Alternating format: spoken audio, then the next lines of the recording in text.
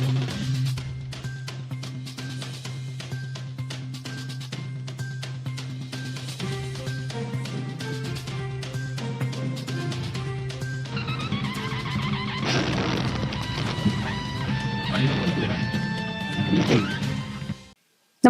आपण पाहता Hirkani news. Hirkani news प्रत्येक क्षण ताज्या घडामोडी आणि महत्त्वाच्या प्रत्येक बातमीसाठी नेहमी तत्पर. साक्रीतील शेतकरी गव्याच्या हल्ल्यात गंभीर जखमी.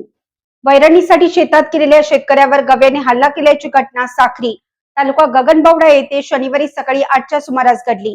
या हल्ल्यात इंदुराव बळवंत कोटकर वय वर्ष 52 यांच्या पोटात शिंग घुसल्याने ते गंभीर जखमी झाले असून त्यांच्यावर कोल्हापुरातील खासगी रुग्णालयात उपचार सुरू आहेत.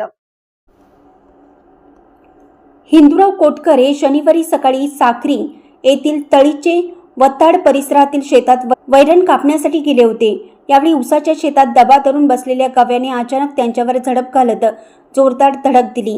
या धडकेत शिंग त्यांच्या पोटात घुसल्याने ते गंभीर जखमी झाले.